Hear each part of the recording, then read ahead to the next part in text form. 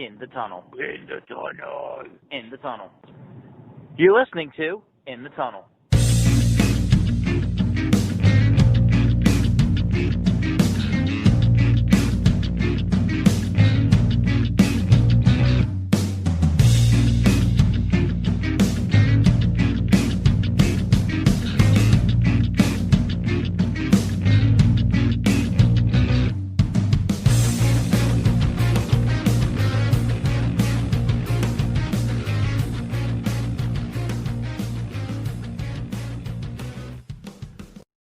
Hello and welcome to In the Tunnel, episode number 71.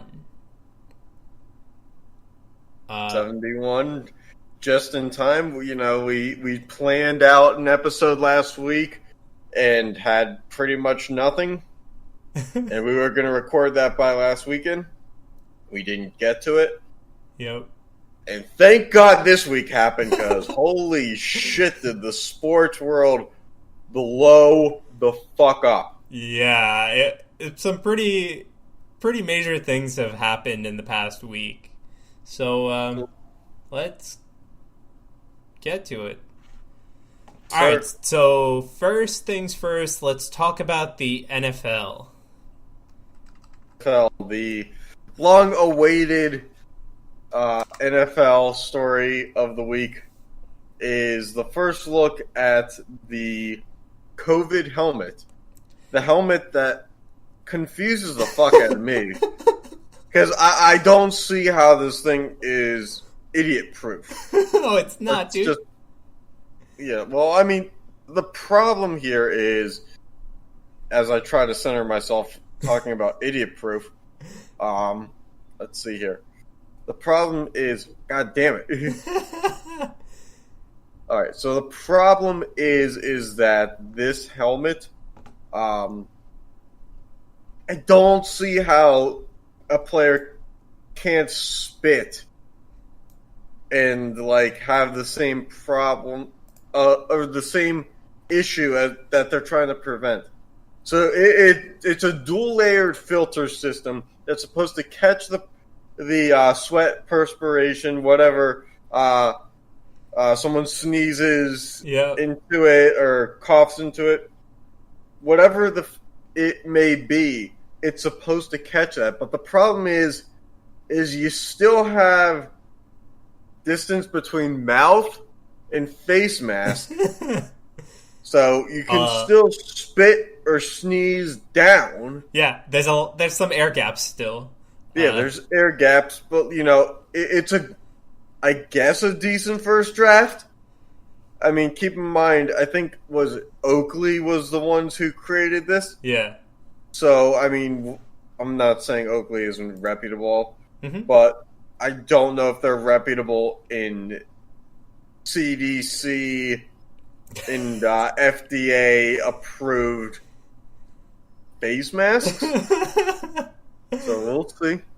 I mean, at least, if that type of mask is going on somebody, to actually, cover them as an actual mask, it's a lot different than it being part of something exterior to the head, right? So, I mean, I have no doubts that this mask is going to be a great mask if it was, material for someone to wear it, over their ears and stuff. Mm-hmm. But I'm more concerned about all the gaps that the NFL helmet still has. I mean, they're needed, don't get me wrong, because, you gotta breathe. Absolutely. But, that is the more troubling thing. Even though 90% of it goes in front of you, there's still that 10% that's going down and up and whatever. The only thing that I'll say is, two things. One, face mask penalties become huge this year. Because if you grab the face mask, you're basically dousing your hands in whatever germs are there. Your gloves in germs, dude. Yeah, everybody better wear gloves this year. And two, at this point, what are the odds that you'll just see players wear a cloth mask under their helmet. Something that covers up their mouth, and then it's still... Not going to happen. I mean... If my solution is, hey, I want to be safer, so I'm going to wear a cloth mask under the helmet, I'm just not going to play this year. And that's because of the breathe. Like, you're already restricted in, like, okay, how many avenues can air come in so I can breathe, right? This filtration mask is going to let air in, but it's filtering it, so it's not like it's not like being out in the open, you know. And so, like, I'm just going to put more layers between me and air and just start breathing mask. And the second thing is, what about mouth guards, right?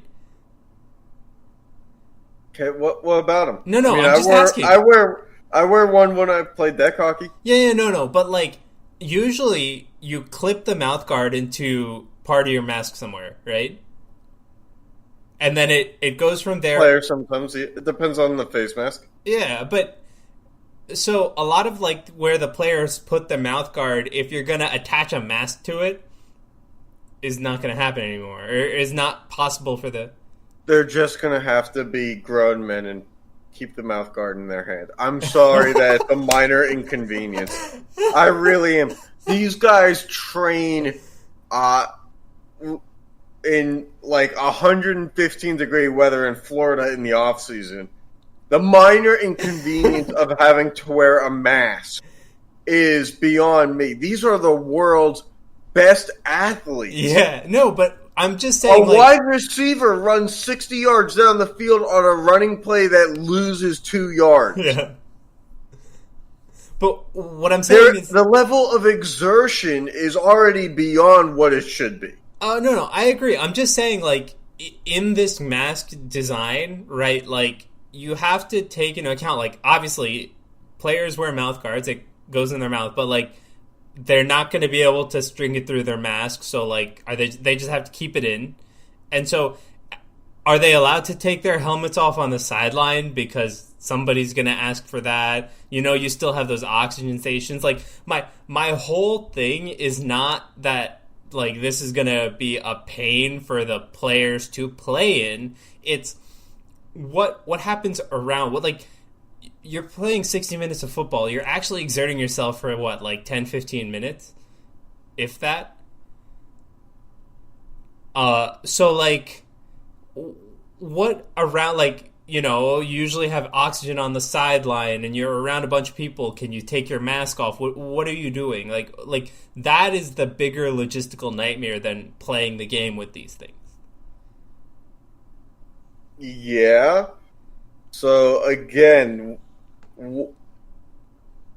so what you're saying is if wearing a mask is a problem because of breathing, but you're going to let these guys go on the sideline and do whatever the fuck they're going to do. I'm not saying they can the do that. breathing doesn't fucking matter. I'm asking, what do they do? Because this is just, like, we're only talking on the field. I'm asking, like, I want to figure out, like, that's more of a statement saying, like, how does it change the sideline, right? Because so far we've only been concentrating on the fact that they're on the field playing with these things.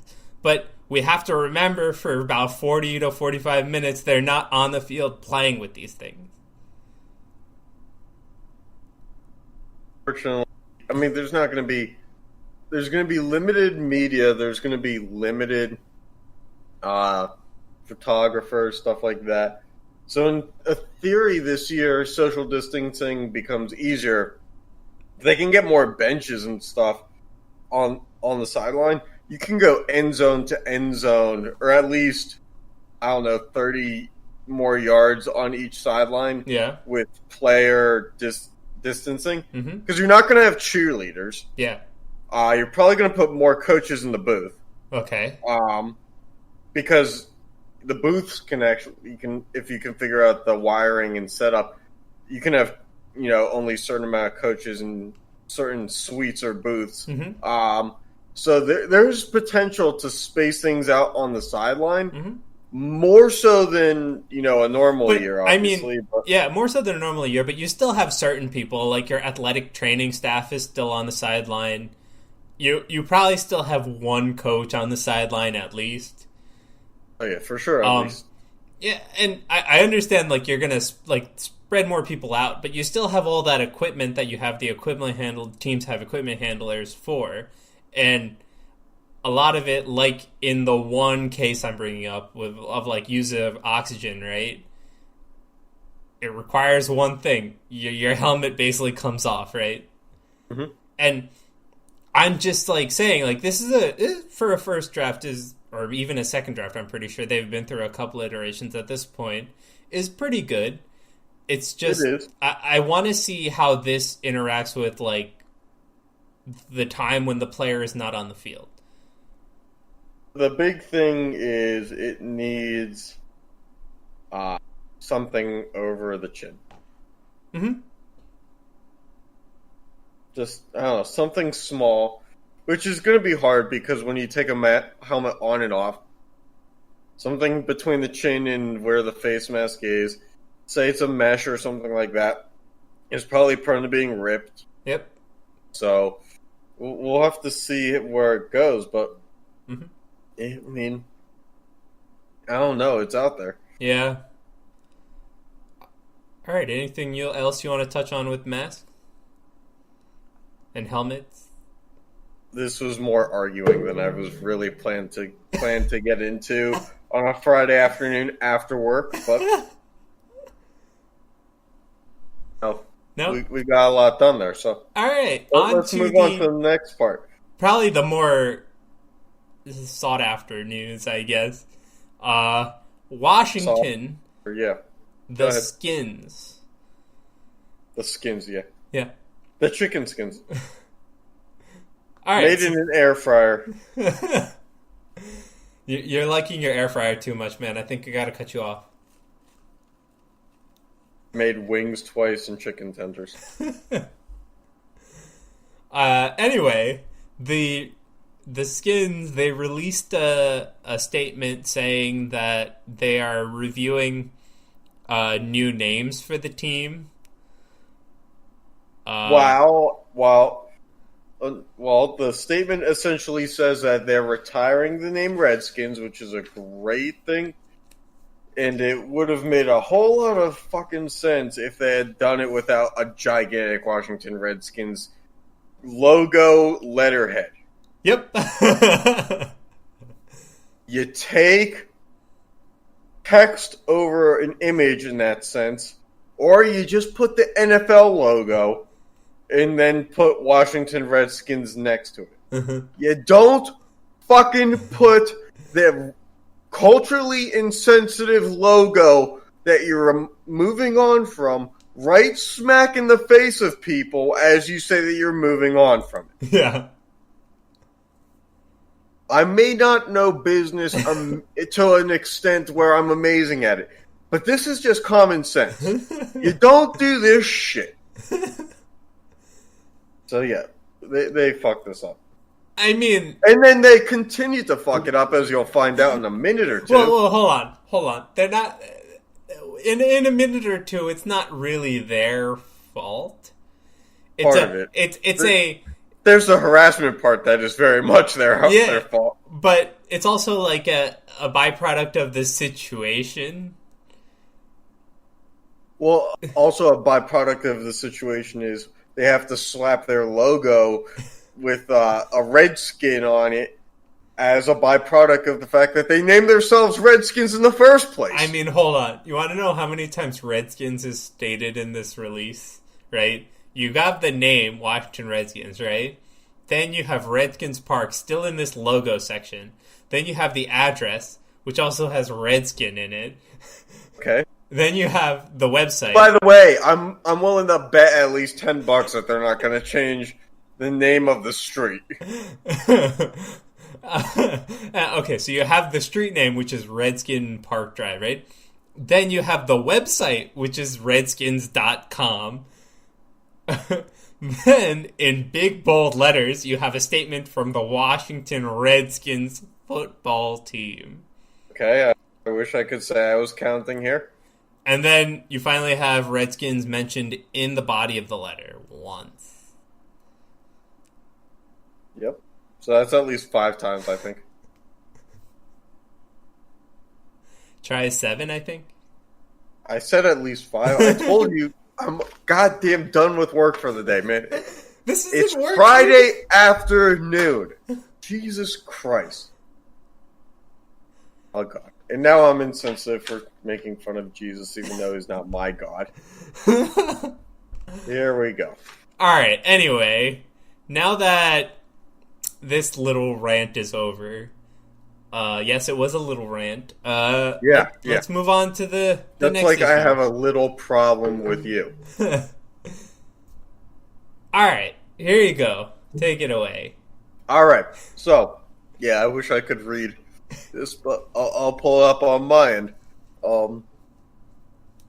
So, the fun part about this week was, and this only makes me curious about what the hell's going on with domain names. Uh-huh.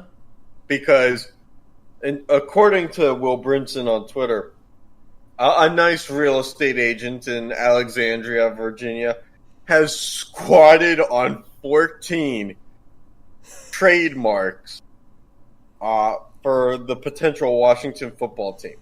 I like how things are like Washington Freedom Fighters is twice because he had to include the one with the abbreviation in it also. Well, because you know what? It's like the Chicago Bears. The Chicago Bears, I think it's have the letters Gales GSH on the shoulder pads. Mm-hmm. What if they did the same thing but tried to trademark the logo if they were Washington?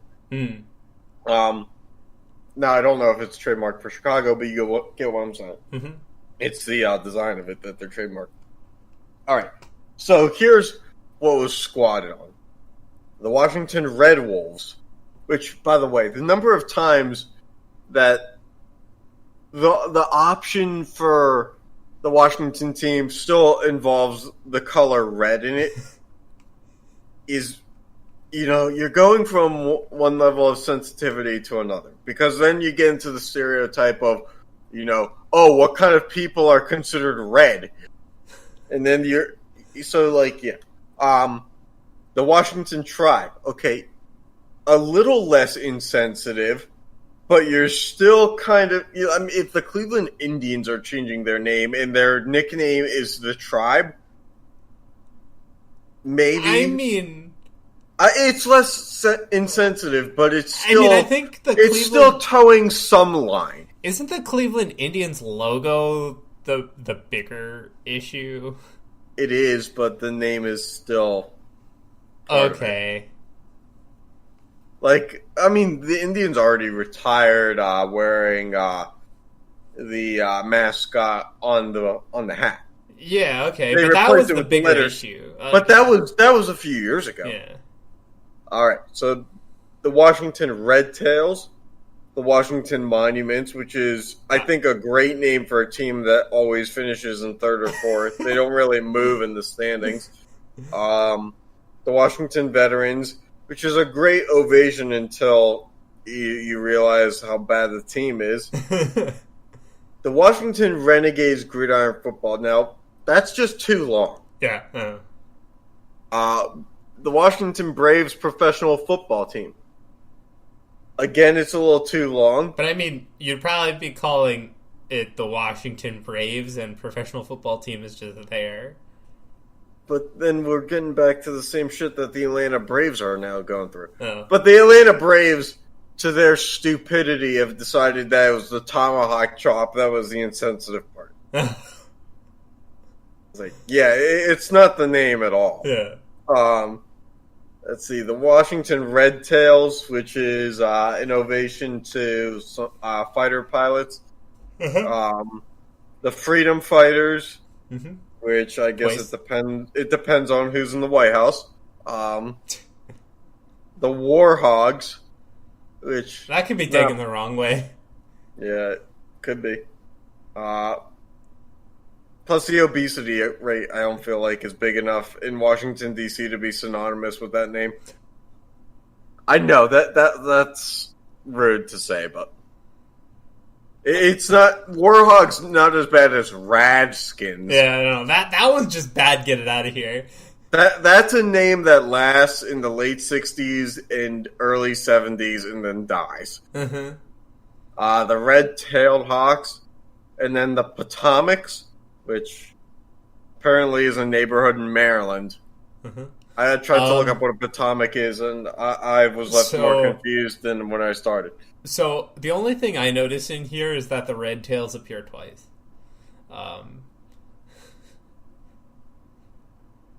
Number 3 and number 8. Also,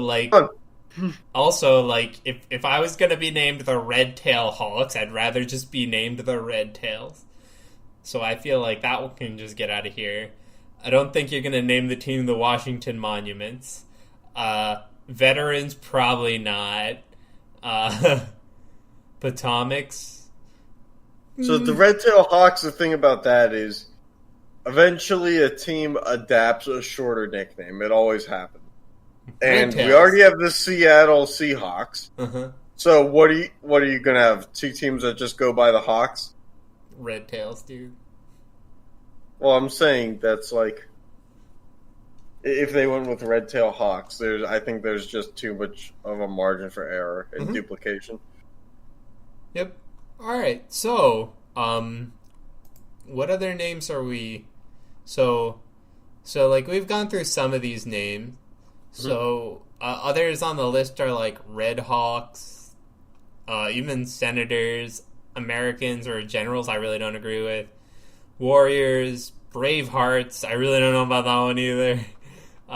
Renegades, which was on the list, but those are probably like the some possible names. So this is bias. I think that the Steelers should have the right to rename themselves to Renegades at any point, just because of they play Renegade every game to pump up the defense. So okay. I think that if there is an alternative name in case by any chance Steelworkers turns into a stereotype or something like that 70 years from now, we should have first dibs. Because we've been playing Renegade for 25 or 20 plus years now. Okay. Again, we talked about the Braves. I don't like the tying in of senators, generals, anything political. I think you got to keep that out of sports as much as you can. Yeah. That's Plus, there's also the Harrisburg Senators, the affiliate for the Washington Nationals, Mm-hmm. and then I just don't like Americans because I don't like that either. You're claiming too much of a territory with that. Mm-hmm.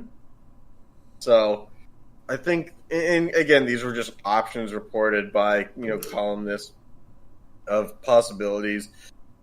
People trying to be creative, and then we said, you know what, we're not creative. So, these are our takes on that. So yeah, I'm not a fan of a lot of these. I think the internet seems to love Red Tails, but they love Red Tails because of the concepts by social media, which aren't going to happen, unfortunately. But like if they did Red Wolves or something, that could be cool because a wolf like howling into the night sky would be kind of dope, kind of like the Minnesota Timberwolves, but like with a better color scheme, like a more. I like the Minnesota Timberwolves color scheme. It's the same as the Seattle Seahawks, but the thing about it is it doesn't really scream masculinity into anything, so you need to go a little bit different with the approach. All right. Anything else you want to touch on football? No? It's a long week for the Washington headquarters. All right. Of all NFL teams, they probably had the most to do. Everybody probably put in a solid 40-hour work week. Yeah. Between the harassment and all this other shit. All right. On to our next sport, which is the NHL. I'm letting you take the lead on this one, by the way. You have more research on it. All right. Well, at least you're part of it.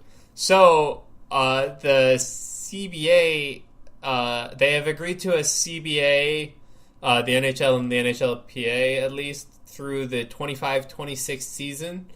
Which is huge. No additional lockout, only like 7 years after the last one. Yeah. Can you believe it's already been 7 years? It's been quite a while, dude. And I'm actually quite surprised. But the lockout feels like it was only like 3 years ago. Yeah. I'm quite surprised at some of it, and it's actually really good for the sport, I think, in general. The fact that in 2022, they'll be able to go to the Olympics along with 2026. And, like, there's slight things like the maximum salary of the of entry-level players is going up to, I think, by 2026 it'll be $1 million. Instead of, I think, the current they don't make anywhere near that now. Huh?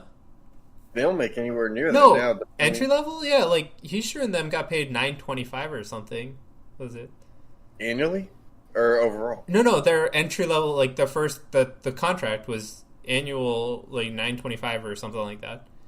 I mean, there's veterans that sign for minimums lower than that. Yeah, but the maximum salary for a drafted player basically is going up. Instead of $925 in 6 years it'll be $1 million. Anyway, and I think the salary minimum is also going up to like $775 instead of $700 or something like that too. Is the cap going up as well? I think so. I didn't see concrete numbers come out, and I didn't take time to read the agreement either. But like those are the general things. At least good for the sport is the fact that the NHL players will be allowed to go back to the Olympics for at least the next two. That's good. And again, like for you and I, it's great for the sport because we're still not the most popular sport, but the Olympics we get the most traction from. Oh yeah, absolutely. Especially because, I'd say that hockey and basketball are by far the biggest Olympic sports in terms of team sports. Yep. They gain the most eyes and traction whenever the Olympics are going on. But the thing is, the U.S. has cornered international basketball competition and dominated it so much.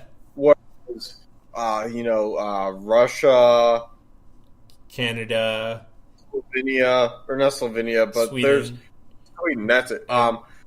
Where you have a number of countries that are competing for top spot in international hockey play, especially on the Olympic stage. Yep. And then you throw the U.S. in because every 1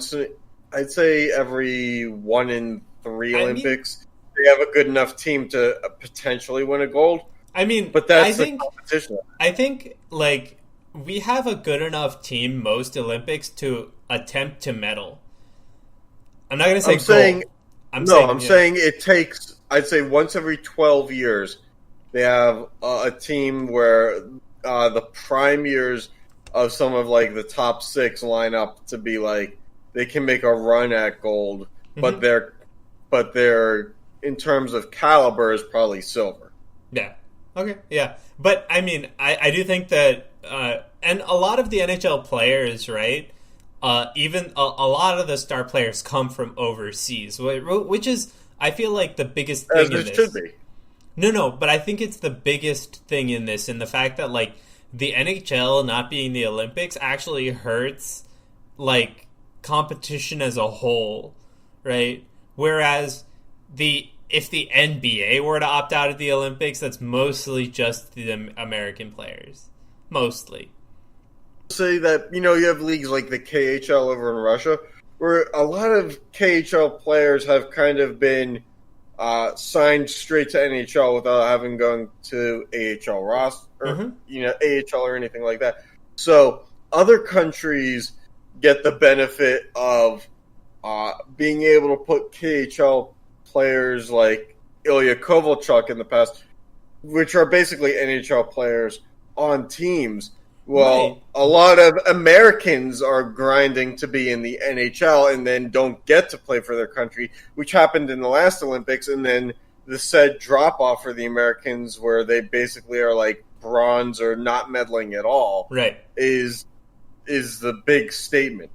Right. So it then takes away from the growth and popularity of the sport. But I mean, like, the point is that the sport as a whole benefits from Alex Ovechkin being on the Olympic stage. Primarily, right? You have Ovechkin, you might have Crosby, and maybe one or two others, like Lundqvist did net, right? I mean, not at this point. No, but like in the past. Yeah, absolutely. In the past, right? The NHL has always benefited more from foreign players that play in the NHL being in the Olympics, I feel, than American players. Absolutely. But if you want to grow the game in America, you have to have a competitive, top-tier American presence in the Olympics. Right. But because it draws the eyes of young children who want to grow up and play the game. Right. And if the American teams suck, it's easier to just turn the game off. Yeah. True. Yeah. Anyway. But yeah, that's huge for the CBA. And I'm glad that we won't have to go through another lockout for another 6 years. And, just to kind of step away from hockey for a second, I think the NHL and the MLS both had the ability to extend the CBAs for a few years down the line during the coronavirus pandemic, which just goes to further show how badly baseball fucked it up. Because baseball couldn't salvage one season and is now more prone to a lockout after 2021 instead of making moves. Meanwhile, two sports leagues that are going towards a bubble and didn't give a shit about, losing money have gone and secured their long-term futures. Right, but the other thing is, right, actually it was both the NHL and the NHLPA had like a season extension option each. And it's weird because both of them declined to extend the CBA, but stayed in negotiations. This CBA would run out in 2022, actually, or 2021-2022 season, I think. Okay, so it has 4 years. So this this one would have run. Yeah, so this one, the new CBA adds 4 years. That's actually pretty good for neither of them opting an extension, which would have brought it to 2022. And for neither having really, a perfect scenario for what's going on right now either. I'm just surprised, and I'm glad it worked out. Mm-hmm. Yes, it worked out better than expected, for sure. Yeah. And until the hub stuff happened, which we'll touch on. But the thing is, right, the hub was actually, all of that stuff was within these negotiations. Yeah.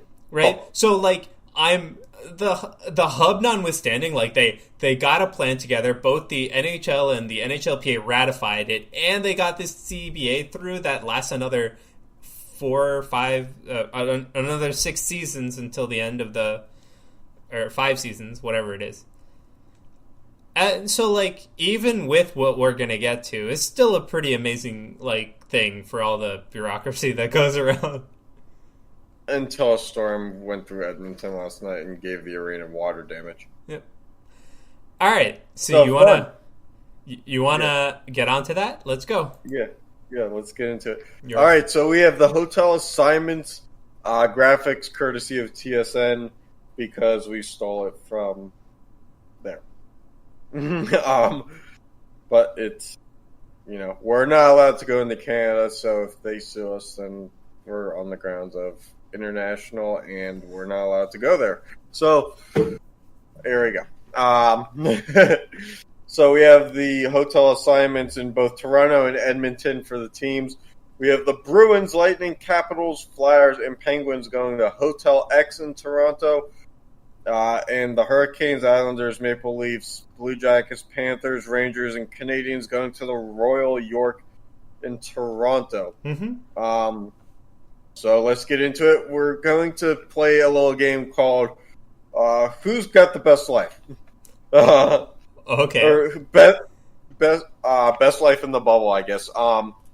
So we're going to look at Hotel X first, if you wouldn't mind advancing a slide. I think we actually look at both of them at the same time.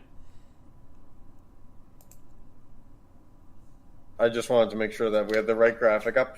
All right, so Hotel X, home of the Bruins, Lightning, Capitals, Flyers, Penguins. Those good enough to be the top 5 seeds in the Eastern Conference. As a guest of Hotel X Toronto by the Library Hotel Collection, they welcome you to enjoy their resort-style amenities. And yes, I'm reading this right off the website. From April 1st, we will charge a nightly resort fee of just $25, plus a hotel fee of per room to include all of the following: high-speed Wi-Fi, house car outbound service within 5 kilometers. Don't ask for conversions. I'm not doing that shit. 5 kilometers is about 3 miles, by the way. Okay, you know what, Sean? 2 fitness class passes per room per day, a $40 value. $20 off all spa services. Access to the screening room film series. Yeah, I guarantee you there's going to be no game film sessions going on in there. 24/7 access to the 10 XTO's primary fitness center gym. In-room bottled water, teas, and Nespresso. A library in business center access, because nothing screams sophistication like fourth liners jamming into each other against a wall. Year-round heated rooftop swimming pool. That's nice this time of year, I'm assuming that no one pees COVID into the pool. God, why? Why'd you have to say that? I know. Low-hanging fruit. Why did you have to say that? Okay. Low-hanging right, fruit, hold which on. is something you can see in someone's bathing suit if they don't secure their... Okay, Anyway. on to their competitor for the bottom 7 teams. Wait, right? I'm not done. 10% off Ripley's Aquarium, 20% off the Toronto Zoo, and 35% off at Medieval Times. Yeah, none of that's happening. Okay, move on. What do you mean? Medieval Times are all wearing masks anyway. But do you really think an NHL player is going to go to Medieval Times?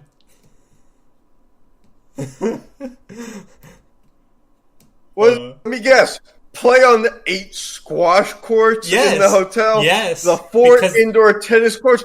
What makes you think any of these guys are picking up tennis? They're not. They're going to convert a tennis court into like a giant gym, dude. No, they're going to convert the kids' play center to that.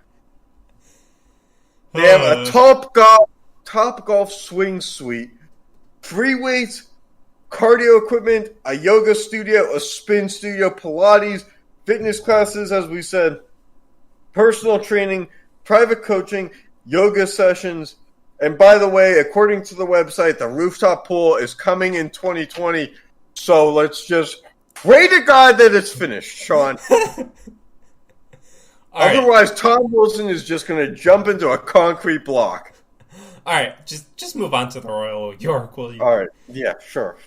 You get valet parking, internet pool, fitness center, a bar. You get bicycles, evening entertainment. Pets are allowed, even though it's kind of hard to fit them in a suitcase. Private parking on site, Wi-Fi, paid Wi-Fi. Nice to know that they're cheap enough to have tiers. Hot tub, indoor pool, heated pool, fitness rooms. Let's see here. A sauna, coffee shop, restaurant. They don't say what kind. That's a little bit of an undersell. Breakfast available in the form of a buffet and in the room. Complimentary instant coffee, complimentary tea, Kids meals, wine and champagne. Those aren't the same thing. They don't have wine and champagne for the kids. Airport transportation. I don't think anybody's going anywhere anytime soon. Taxi service. I don't think you're going to need that. Conference facilities. I'm pretty sure everybody's going to be in one place. Banquet room, meeting rooms. Well, that's good. Fax and photocopying, which is good for any cheating scandal. The spa, salon, 24-hour security, which is good because the X apparently doesn't have that. Baggage storage, they call those hotel rooms. Concierge, currency exchange, a non-smoking hotel. Oh, good. I was worried that athletes didn't take care of their bodies. A butler service and a door person. Pretty sure that's the same thing. 24-hour front desk. Well, yeah. Dry cleaning, laundry service, and a shoe shine. Not a spit shine, though. Okay, so what teams have the better amenities? You know what? First, I thought that would be the top 5 teams, but I think in terms of basic necessities, I think that the Royal York has you covered a little bit better. What do you think? I think that they put more teams at the Royal York just because of the space, I guess. At least from the pictures, that's what it looks like. This Royal York building is gigantic. Yeah. Although the Hotel X, we're just looking at a picture of the pool. Yeah, but I'll go with it. It's more bougie at the Hotel X, so they win. All right, and bonus points for it's more bougie for no additional cost at the Hotel X. Let me put it that way. Huh? I said bonus points for dropping the word bougie for hockey players in the hotels. Somehow you found a context where that works. Hey, it works. When you roll your eyes to me for anything I say, and then you turn around and say that shit. Okay. All right. Okay, we'll move on to the Western. All right, moving on to the Western Conference. Aside from the fact that there's been a flood in a hockey arena, I guess. So yeah, which apparently doesn't affect anything because they play on ice. Yeah. Who would have figured that one out? All right, so the JW Marriott, unfortunately, someone has to stay at the chain. Uh-huh. Actually, the Royal York was part of a chain too. I just don't remember which one. The Marriott, JW Marriott. Which JW apparently is its own chain because there's JWs all over the world. And then if you put an E in front of the W, then there's Jews everywhere. Oh, God. All right. So the Blues, Avalanche, Golden Knights, Stars, Oilers, and Predators will all be in the JW Marriott.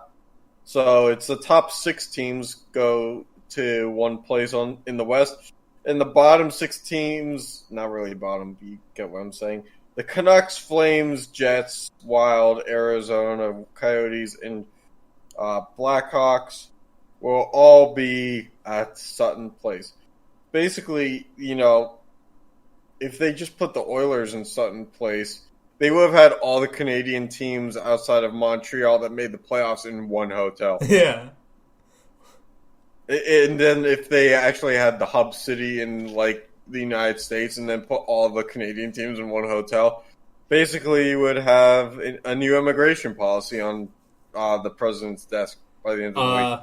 All right, so do we want to move to pictures of these hotels?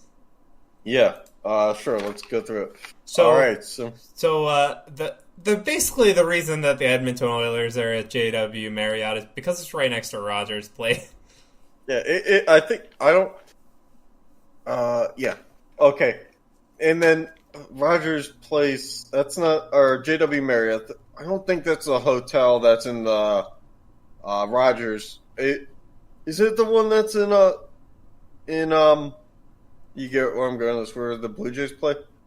I don't think Do the Oilers and Blue Jays play in the same place? No, the Toronto Blue Jays? Well, it's not real grass that's in there. You never know. No. We're doing this. Anyway. Edmonton Oilers Arena. So basically, right, the JW Marriott's connected to the dang arena. Place. So Yeah, that's why half the teams are there. Sudden Place, it looks like your standard hotel. I don't know what else to say about it. Don't give me shit for this. The Oilers play in Rogers Place. The Blue Jays play in Rogers Center. Yes. Okay. So, give me some slack there. It's not my fault that only one company. It's not my fault only one company exists in all of Canada. I mean, Ottawa plays at the Ottawa Tire Center or something. You get what I'm saying, dude? Or Canadian Tire Center, whatever it is. But they're also in two different cities. That's what I'm giving you flack for. Okay. Oh yeah, I probably should figure that one out. Yeah, just anyway, provinces, man. Provinces. Without hearing about the amenities of either of these hotels, which we'll get into, JW Marriott teams win. End of story. Okay. In terms of what? They're connected to an arena. They win. The other one is like a minute down the street. Also, the one that's a minute down the street just looks like a plain hotel, man. Yeah. So does every hotel in this country that isn't in Hawaii. The Royal York, at least the design of the outside. It looked like a classy dated. I get what you're saying. Yeah. This thing is a concrete slab with some windows. What's on the inside that counts? Bullshit. Alright, you want to tell us what's going on in these hotels? Alright, so the Marriott has non-smoking in all public areas. They have car rentals. Not useful. It's going to be enticing for players. Basically, to have the resources right there to just get the fuck out and do whatever they want. They have concierge lounge hours. They have coffee and tea. That's original. They have babysitting in case you don't bring your child to the hub, I guess. I don't know. They have a foreign exchange nearby. Not in the hotel, nearby. They have daily housekeeping. Okay. Limousine service. Mm-hmm. Delivery from local restaurants, which, you don't really have to have a hotel amenity for that. I'm pretty sure places just deliver. Mobility accessible rooms, wheelchair accessible. Room service, again, this is universal stuff. Yeah. Safe deposit boxes and a front desk. They have a front desk. That's going to be very important because when you check into the rooms, you really need a place to, really put your arms down on the counter and just lay into them and just be like, okay. And you have valet dry cleaning. So this is, I'd argue to say, maybe the most bare bones for amenities. I'm sure there's Wi-Fi and stuff too, but in terms of their website, they didn't really list it. This is... there has to be Wi-Fi, dude. Well, yeah, at the arena. They're all just scalping the arena Wi-Fi off in the hotel. I only get 2 bars. Alright, how about the other place? The concrete slab with some windows. No, it's Sutton Place, not other place. Close enough. So they have a pool. Okay. Very original. Free Wi-Fi, pet friendly. They have air conditioning. That's going to be beneficial. They have a restaurant. Again, none of these Canadian places say what kind of restaurant. I think that's a little bit rude. They have a gym. Breakfast is available. They're not going to just jam it down your throat. Okay. Business services. That's good. These guys are definitely not businessmen. Parking is available. Someone tells me that they're just going to need, 10 to 12 buses. They have a bar, which is good because when you have 6 teams playing against each other, everybody's going to need a drink, which is either going to result in things getting just more relaxed or everybody's going to get suspended for bar fights. Laundry services, room service. Let's see here. 24-hour front desk concierge services as well. Let's see. Daily housekeeping. Oh. All these seem pretty plain. Wait, there's more. The staff is multilingual. They do have tour and ticket assistance. And if you want to get married, wedding services. They have 5 meeting rooms, Their business center is 24 hours. They have people that speak English, Spanish, and Filipino. I was expecting French in there, but I guess not. I don't know. You would think, but this is Edmonton after all. Mm-hmm. Let's see. You can note special requests in your booking. Okay. Wheelchair accessible pretty much everywhere. Let's see. There's a TV in the lobby. That's nice. Probably TVs in the room. Still, just on looks, I'm going with JW Marriott. I mean, there's probably more in a Marriott than in Sutton Place anyway. Anyway. Alright, so, what about overall? Which hotel is the best amenity? Jeez, I'm sticking with the Royal York. Okay. I definitely think York has you covered pretty good. I definitely think Toronto wins. I definitely think Toronto wins. The only thing is, if the Royal York doesn't have bilingual players, or not players, staff, then I guess you can give points to Sun Place for multilingual. But I mean, isn't Toronto these the place guys where they speak French? English and what? Isn't Toronto still in French-speaking Canada? I mean, the thing is, Canada, I'm pretty sure, has 3 national languages: English, Spanish, and French. Yeah, I mean, so if something says they're multilingual in Canada, I would expect those 3 languages then. Filipino, French, they both start with a P. Alright, anyway, on to the NBA. Oh, good. Yeah. So we have a food update, a big-time food update. You better be thankful that these millionaires are eating good now. Oh my god, dude. They're going to have tons of shit.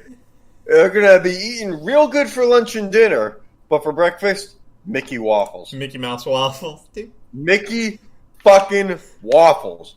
And if you bite the ears off, Walt Disney is going to come out of the cryogenic chamber and beat your ass until you're Rajon Rondo and you have to opt out of the season because you have broken ribs or whatever the fuck happened there.